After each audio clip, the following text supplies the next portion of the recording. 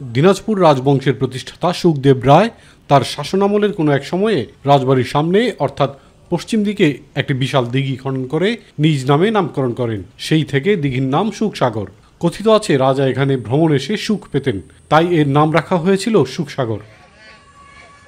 কালের পরিক্রমায় রাজবাড়ির প্রতিরক্ষা ব্যবস্থার গুরুত্বপূর্ণ অংশ এই দিঘিটি অযত্ন অবহেলায় পড়েছিল।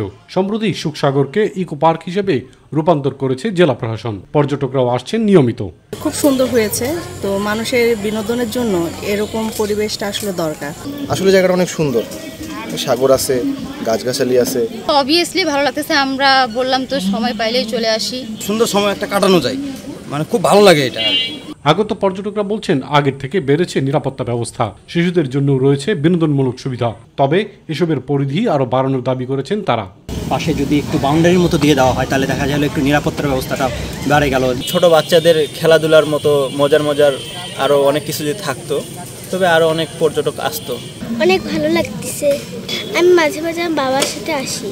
নিরাপত্তা, অবৈধ দখলমুক্ত এবং দিঘির পরিবেশ সুন্দর করার লক্ষ্যে ইতিমধ্যে কাজ শুরু হয়েছে জানিয়েছে উপজেলা প্রশাসন। স্থানীয় এবং কেন্দ্রীয়ভাবে ঐতিহাসিক দিঘিটিকে আরও দৃষ্টিনন্দন করার কাজ চলছে বলেও জানানো হয়। এই সুখসাগরটাকে কিভাবে আরও বেশি সৌন্দর্যমণ্ডিত এবং জনসাধারণের জন্য উপভোগ্য করা যায়, যাতে করে বিশেষ করে নিরাপত্তা এবং এটা যাতে অবৈধ দখল মুক্ত থাকে, একটা বিস্তারিত প্রতিবেদন দেওয়ার জন্য এসিলেন সাহেবের কাছ থেকে এই রিপোর্টটা পেলে আমরা স্থানীয় এবং কেন্দ্রীয়ভাবে আমরা বিভিন্ন প্রজেক্টের মাধ্যমে এটাকে আরও দৃষ্টিনন্দন করে তোলার চেষ্টা করছি।